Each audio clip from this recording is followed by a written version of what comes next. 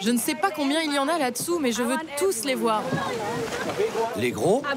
Oui, je veux voir les gros, les énormes.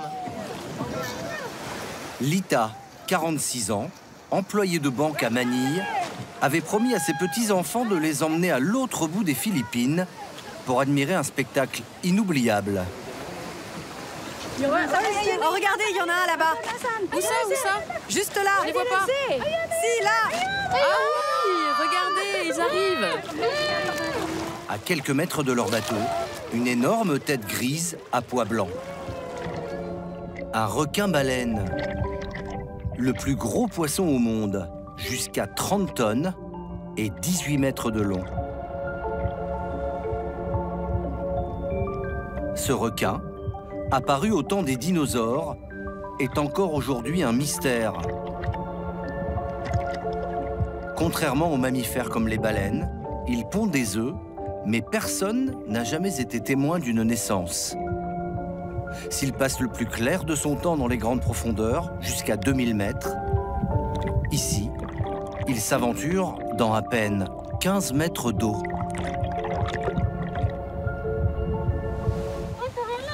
Allez, on y va. On peut même nager à ses côtés. Ce requin, inoffensif pour l'homme, se nourrit principalement de crevettes et de plancton. Attention, il est en dessous de vous.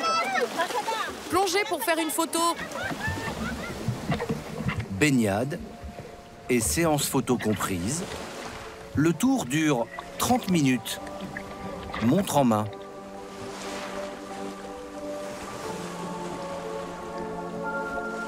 Chaque jour, 1500 visiteurs du monde entier viennent s'ébattre au milieu des squales. Mon Dieu, ils sont énormes. Je m'attendais à ce qu'ils fassent 5 mètres, mais là, ils font le double. Des poissons géants, considérés comme des attractions. Des requins au service du tourisme de masse. Une activité controversée, mais très lucrative, qui a bouleversé la vie de ce village, Tanawan, sur l'île de Cebu aux Philippines, à 2 heures de vol de Manille.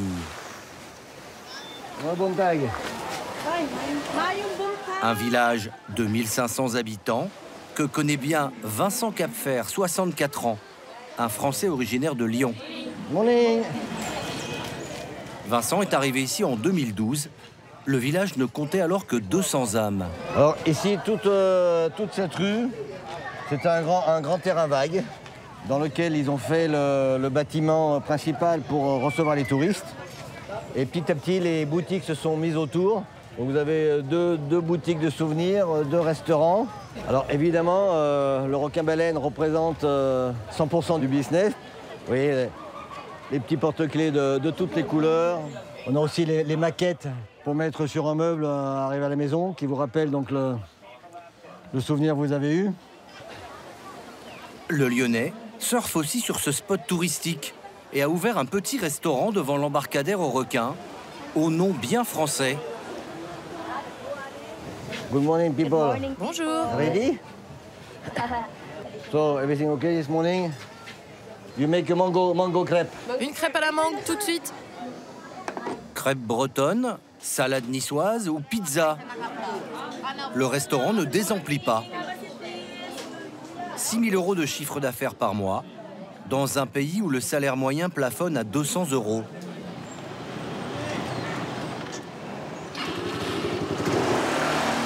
Au départ, Vincent n'était pas venu pour les requins-baleines. Il était là pour vivre une retraite paisible sous les tropiques, dans cette maison coloniale espagnole avec vue imprenable sur la mer de Bohol. Une retraite en compagnie de sa femme, Lourdes, une Philippine née dans la région. Depuis que je suis petite, j'ai toujours vu des requins-baleines. Il y en a toujours eu plein ici. C'est la chose qui nous faisait le plus peur. Ils sont tellement forts qu'un jour, un requin-baleine qui nageait près du rivage a croisé un petit bateau et ils se sont percutés. Le petit bateau a été réduit en miettes et le pêcheur a dû rentrer à la nage. Pêché jusqu'en 1998, le requin-baleine est aujourd'hui considéré comme une espèce en danger aux Philippines. Et c'est par hasard que l'animal est devenu une attraction touristique à Tanawan, grâce à un moniteur de plongée coréen, Monsieur Jeffrey Kim.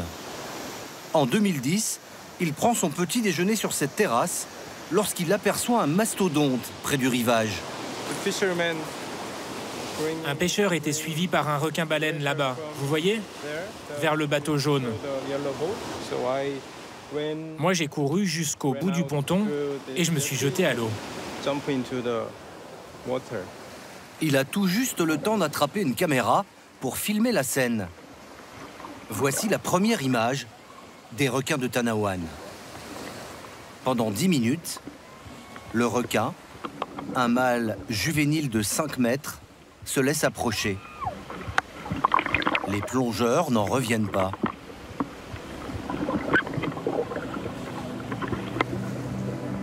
Dès le lendemain, accompagné d'un ami, Monsieur Kim retourne voir les requins-baleines.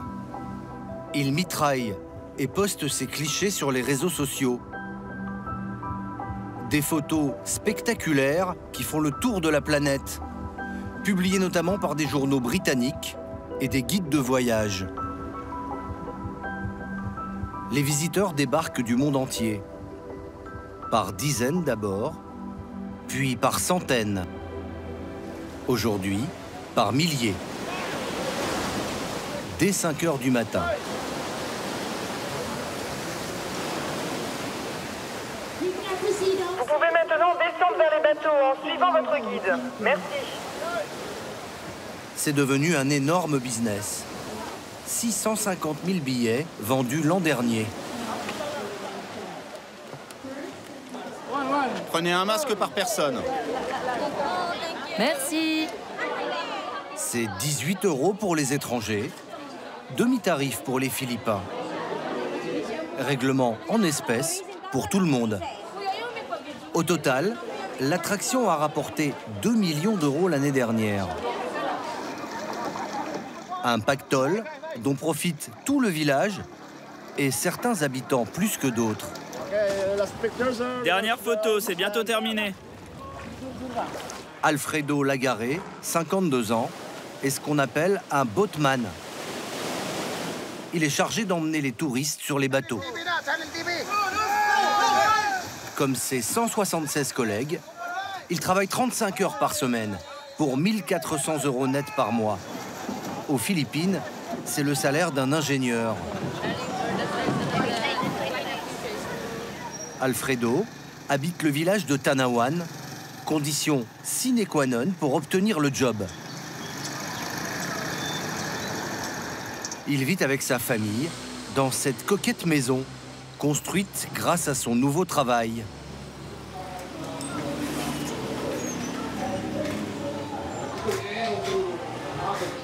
J'ai très faim. Un nouveau travail qui lui rapporte 10 fois plus.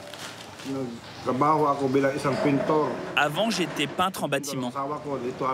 Et ma femme, elle, faisait des ménages. À l'époque, sur les chantiers, je ne gagnais que 5 € par jour. Regardez, ça c'était nous avant. Jusqu'en 2012, la famille s'entassait dans une petite maison. Elle était criblée de dettes et n'arrivait pas à boucler les fins de mois. Aujourd'hui, 3 de leurs 8 enfants font des études supérieures. Lui, il est dans la marine. C'est Dice. Elle est à l'université. C'est ma 3e. Elle a quel âge? Lita, elle a quel âge? 19 ans. Et elle fait quoi? Elle est en 2e année de fac. Elle étudie les sciences politiques. Quant à Louise, l'aîné, il a lâché ses études de psycho pour une place de botman. Psy, c'est plus dur, car il faut utiliser ton cerveau. Faut écrire plein de trucs.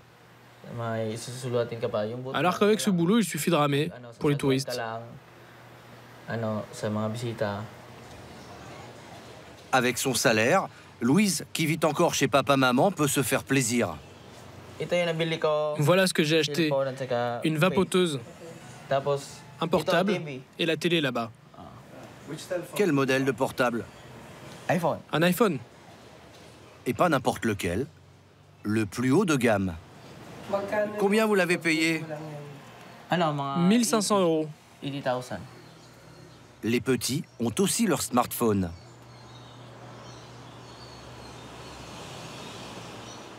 Quant à Lita, elle a arrêté les ménages. Et dans l'un des plus grands pays catholiques au monde, elle rend grâce à Dieu tous les jours.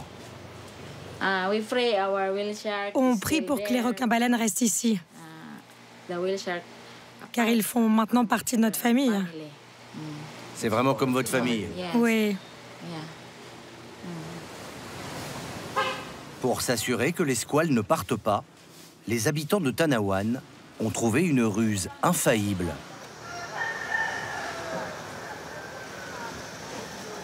Il est 4 heures du matin. Des hommes manipulent des sachets couleur rose sombre.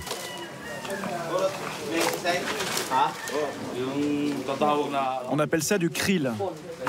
Ça ressemble à des petites crevettes. Des petites crevettes bourrées de vitamine A et d'oméga 3. La nourriture favorite des requins-baleines, achetée 3 jours plus tôt aux pêcheurs de Negros, l'île voisine. On sort 12 caisses de 35 kilos. C'est pour les 13 personnes qui vont aller nourrir les requins. Appâter les grosses bébêtes pour qu'elles viennent près du bord 365 jours par an, c'est leur mode secrète. 400 kilos de crevettes sont engloutis tous les jours.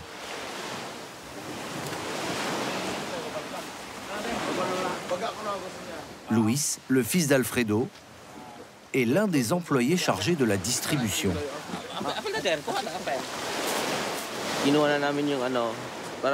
La règle, c'est de ne pas leur en donner beaucoup. Sinon, ils sont vite rassasiés et ils partent. Nourrisseur, un poste clé, rémunéré 1600 €, encore plus que les rameurs. Il est 6h02. Comme chaque matin, les requins-baleines attendent leur pitance. La gueule grande ouverte.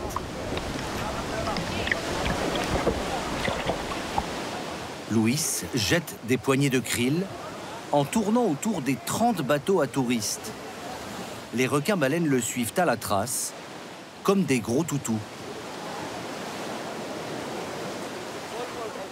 Un spectacle qui, lorsqu'il a démarré il y a 9 ans, ne gênait pas grand monde.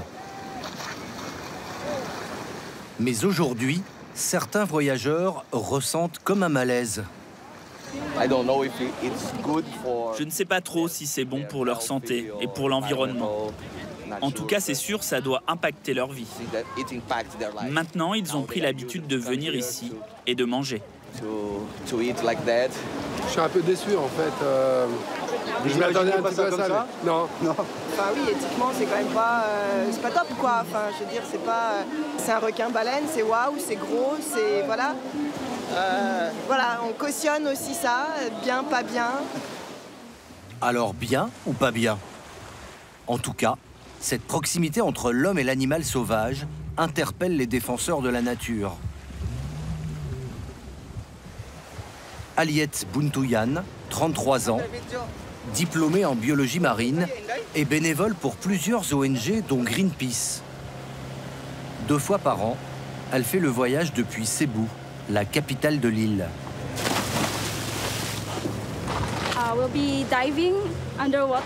On va plonger ici avec des bouteilles pour voir quelle est l'interaction entre les requins et les baigneurs ou les plongeurs.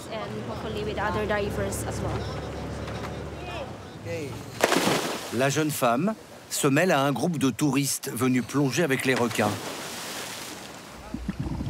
Avec sa bouteille d'oxygène, elle va rester 30 minutes sous l'eau et mitrailler toute la scène avec son appareil photo. Son but, prouver par l'image que l'interaction humain-requin est néfaste pour l'animal. Comme par exemple, le fait d'approcher le squale de trop près, ou même de le toucher.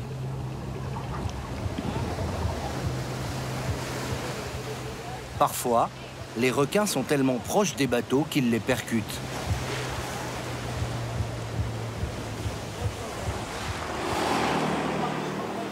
Juste après la plongée, Aliette nous invite dans sa chambre d'hôtel pour un débriefing. On voit le pied du nourrisseur qui est tout le temps en train de taper sur le museau du requin-baleine.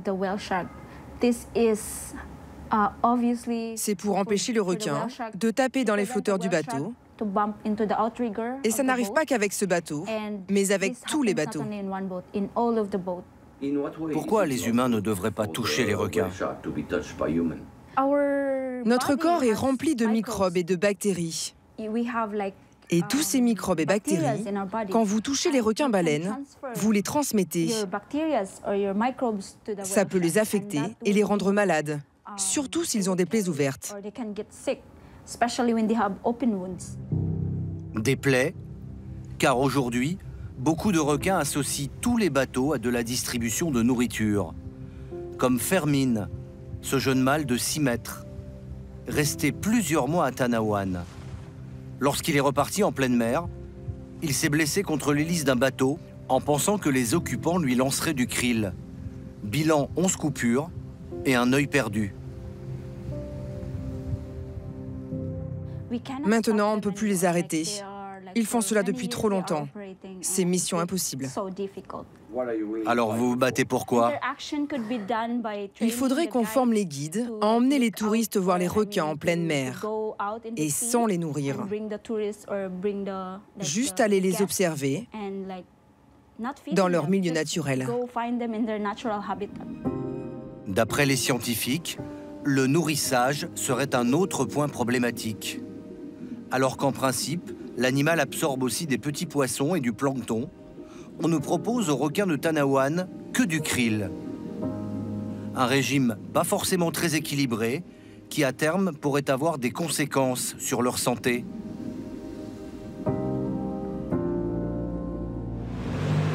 Une inquiétude que ne partage pas vraiment le maire d'Oslob, la ville dont dépend le hameau de Tanawan, José Toumoulak. Ce que les nourrisseurs donnent à manger aux requins-baleines ne suffit pas pour les rassasier. Ils peuvent donc toujours continuer à aller chasser de la nourriture ailleurs. Et la nourriture qu'on leur donne n'est pas artificielle. Alors il ne faut pas uniquement parler de la protection des requins. Il faut aussi penser à tous ces gens qui vivent de ce business. Il ne faut pas oublier que beaucoup de personnes sont désormais dépendantes de ce business des requins. La commune touche 30% des bénéfices générés par les requins.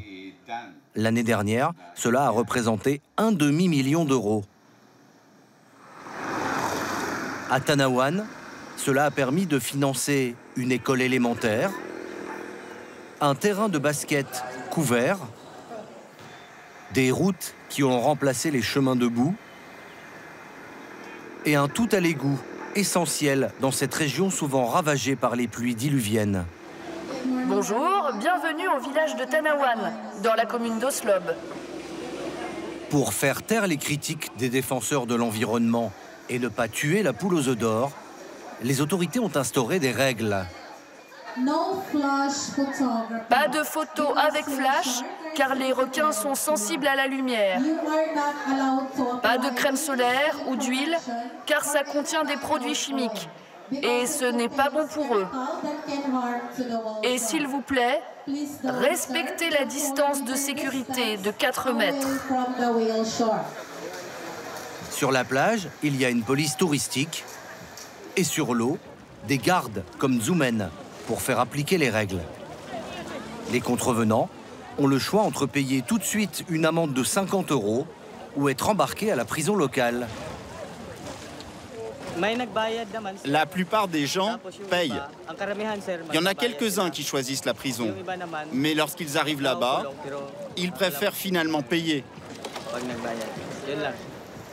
Des règles strictes avec une certaine tolérance. Et le plongeur là-bas, il n'est pas à moins de 4 mètres? Pour l'instant, c'est limite, mais ça passe. En fait, c'est le requin qui se rapproche de lui. En fait, on laisse faire. Comme ça, s'il prend une photo, elle sera plus jolie. Pendant la semaine que nous avons passée ici, nous n'avons jamais vu quiconque se faire arrêter, ni même rappeler à l'ordre. Quel est le réel impact de cette attraction touristique sur les requins-baleines? À ce jour, aucune étude sérieuse n'a été lancée pour en évaluer les conséquences. En attendant, le village de Tanawan continue inexorablement de se développer, et cela arrange plutôt les affaires de Vincent, le restaurateur français. Donc vous ne saviez pas que vous étiez assis sur un tas d'or, en fait? Sur un tas de poissons. Personne ne sait combien de temps ça va durer. Maintenant, les requins sont là depuis, je dirais, des siècles. Donc il n'y a pas de raison que ça s'arrête du jour au lendemain. Sauf catastrophe naturelle, sauf... Vincent a misé toutes ses économies dans son nouveau projet, le premier hôtel 4 étoiles de Tanawan qui ouvrira dans 6 mois. 28 chambres et suites, avec vue imprenable sur la plage aux requins.